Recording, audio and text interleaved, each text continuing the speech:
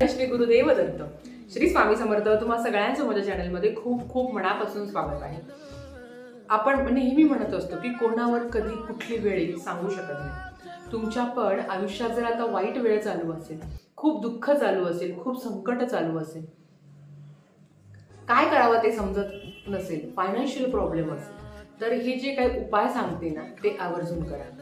सगळ्यात महत्त्वाचं एक लक्षात ठेवा, सुखामागे दुःख आणि दुःखामागे सुख चालूच असतं.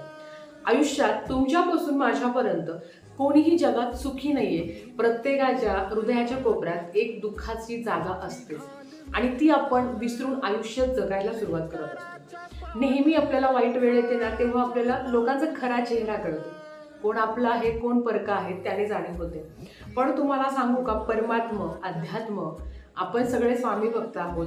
नेहमी म्हणजे असं सांगते की नेहमी आयुष्यात तुमचं दुःख, तुमचा त्रास अशा लोकांना सांगा जे तुमचं रडून ऐकतील आणि हसून सांगतील. अशा लोकांना कधी सांगू नका. आपले महाराज, त्यांच्याजवळ सगळं सांगा, रडा, तुमचं मन मोकळं करा. कधी कधी चिडवा, त्यांच्यावर रागा. आणि मला तरी वाटतं प्रत्येक स्वामी भक्त करतो की मीच का, मलाच का बरं इतक्या अडचणी महाराज, मी तुमची इतकी सेवा करते, मलाच का दुःख, माझ्याच मनातली इच्छा का नाही होत, आपण नेहमी म्हणत असतो. पण तुम्हाला माहिती का, हे चक्र आहे, हे कर्म आहे. कर्म इतकं गोल आहे ना, ते घुमून फिरून तुमच्याकडेच येणार आहे. आपण नेहमी जन्माला येतो तर मागच्या जन्माचं काही ना काही संचित घेऊन येत असतो. आणि नेहमी लक्षात ठेवा की तुमच्यामध्ये आणि महाराजांमधला जो अंतर आहे ते तुमचे कर्म आहे. कर्माच्या फेऱ्यापासून कोणीही चुकलेलं नाहीये. प्रत्येकाला योग्य वेळ आल्यावर आपापल्या कर्मानुसार फळ मिळतच असतं. आता तुम्ही म्हणाल की कर्म तर ठीक आहे, पण आता बघा, मागच्या जन्मात आपण काय केलं आहे माहिती नाही, पण ह्या जन्मात तुम्ही खूप चांगले असाल, खूप चांगले कर्म करत असाल. पण फक्त सेवा करून काही होत नाही. तुमचे कर्मही चांगले असणं तेवढंच महत्त्वाचं असतं. तुमचे खूप चांगले दिवस चालू आहेत किंवा तुमची अडचण असेल, दुःखात असेल, तुम्ही त्रासात असेल, मग ते शारीरिक असो, मानसिक असो, आर्थिक असो, कुठलंही संकट असेल, सगळ्यात महत्त्वाचं मनाला प्रसन्न करून घेणारं म्हणजेच काय. आता कधी कधी असं होतं ना की देवाला दिवा पण लावू वाटत नाही. कधी की नको, मला काहीच करायचं नाही, नको तो दिवा, नको काही, नको काहीच नाही. आपल्याला असं वाटतं कधी कधी की देवच नाही आहे, एवढ्या अडचणी माझ्याच आयुष्यात का, किंवा नाही तो देवच नाहीये, किंवा त्याने सगळं दुःख मलाच दिलं आहे.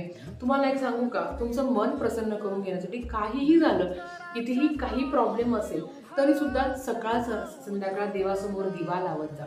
पशु पक्ष्यांना धान्य खायला देत जा. थोडक्यात काय, तुमच्याकडनं जेवढं होईल यथाशक्ती दान करत जा.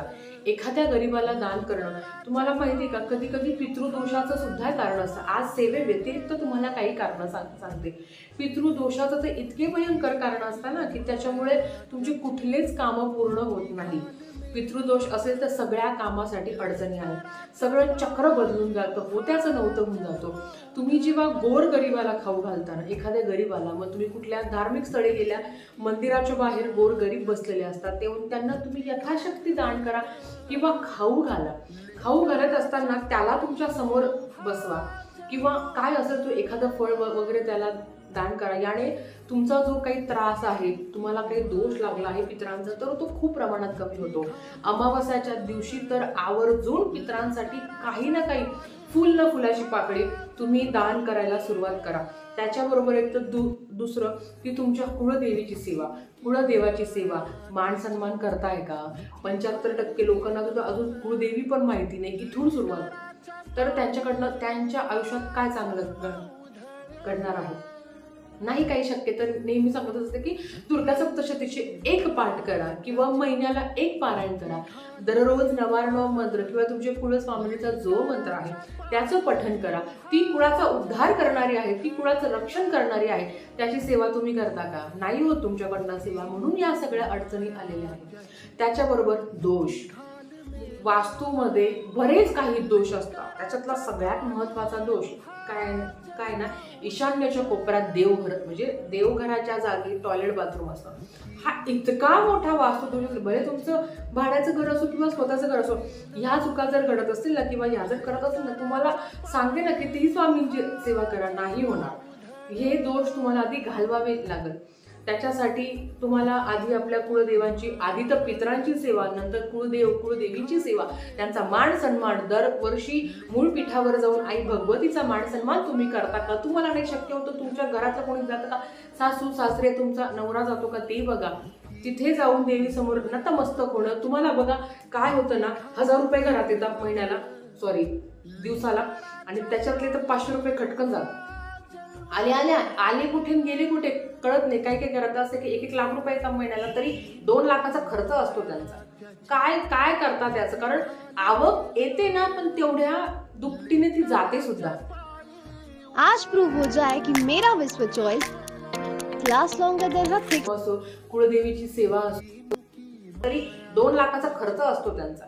काय काय करतात त्याचं? कारण आवक येते ना, पण तेवढ्या दुपटीने ती जाते सुद्धा. तर त्याच्यासाठी ह्या काही आहे ना, दानधर्म असो, कुळदेवीची सेवा असो, कुळदेवाची सेवा असतो, हे खूप महत्वाचं असतं. आणि सगळ्यात महत्वाचं असतो की आपले जे काही कर्म आहे, माणूस आहोत, आपल्याकडनं चुका होतातच. कोणीच नाही असं इथे जगात ज्याच्याकडनं चुका झालेल्या नाही. तुमच्याकडनं किती पण चुका, त्रास तुम्हाला झाला असेल, काही पण असो, गुरु तुम्हाला तारणारा असतो. गुरूंची सेवा करणं महत्वाचं असतो. तुम्हाला कुठलाही गुरु असो, तुमची रास कुठली पण असो, तुमच्यावर जेव्हा गुरुबळ तुमचं बक्कळ असेल, प्रभावी असेल, तेव्हा तुमच्या आयुष्यात कधीही कुठलेच अडचण येणार नाही. आणि आली तरी ते महाराज तारून नेतात. अनुभव येत असेल की काहीतरी स्वप्नात काहीतरी अघटित घडणार होतं, मग ते स्वप्नात महाराज आपल्याला दिसतात, किंवा काहीतरी दुःखाचा डोंगर कोसळला आहे, त्यावेळेस तुम्ही नामस्मरण करत असा, अशी सुद्धा तुम्हाला स्वप्न पडतात. त्याच्यात काय की महाराज तुम्हाला प्रत्येक गोष्टीत तारणारे असतात. कितीही अडचणी आलो, तुमचं जे नित्यक्रम आहे ना, तुम्हाला एक सांगते, आयुष्यात जेव्हा संकट इतके भयानक येतात ना, तेव्हा समजायचं की याचा अंत आलेला आहे. आपण म्हणतो ना की जास्त माज नको गुरु, तुझे पण दिवस भरत आलेले आहे. हे तसंच असतं की आपल्याला जेव्हा खूप दुःख असतं की नको असं वाटतं आयुष्य, तेव्हा अशा वेळेस म्हणायचं की हो, आता हे संपणार आहे बरं का, आता हे सगळं संपणार आहे, माझं चांगलं होणार आहे. पण त्या वाईट दिवसामध्ये तुमचं कर्म, तुमचे आचरण, तुमचे विचार, तुमचे दानधर्म, तुमची सेवा कधीच थांबवू नका. आणि ही खरी वेळ असते तुमच्या परीक्षेची. तुम्हाला असं वाटतं जेव्हा तुम्ही दुसऱ्याचं दुःख ऐकताना, खरं सांगा, ते वाटतं की बापरे महाराज, मी खूप सुखात येऊ, मला तुम्ही हा त्रास दिलेला नाही. आपल्यापेक्षा जगात खूप दुःखी लोक आहेत. पण जो महाराजांची निष्ठावंत सेवेकरी असतो, जो नेहमी झुकून राहतो, आम्ही आहे स्वामी भक्त, मिरू नये लोकात. काही लोकांना स्वामी भक्तीचा खूप अहंकार असतो. बघितलेलं आहे आम्ही. 20 वर्ष झाले, आम्ही 22 वर्ष झाले, महाराजांना काही फरक नाही पडत. महाराजांचं एक आहे, तू आत्ता जरी माझ्या सेवेत आलाय, तुझे आचार विचार, तुझी वागणूक, तुझी कर्म, त्याच्यानुसार तू मला आवडतो. तू किती वर्षाचा सेवेकरी आहे आणि तू काय सेवा करतो महत्वाचं नाहीये. तुमच्या एका सेवेमुळे तुम्ही जर कोणातरी महाराजांच्या सानिध्यात आणताय, त्याला सांगता की बाबा तू ना अडचणीत आहे ना, तू ही सेवा कर, बघ किती फरक पडेल.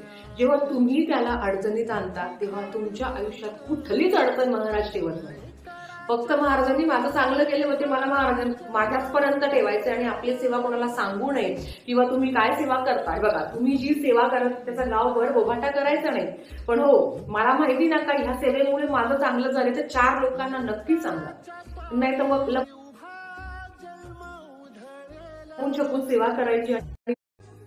मला माहिती ना का ह्या सेवेमुळे माझं चांगलं झालं, तर 4 लोकांना नक्की सांगा.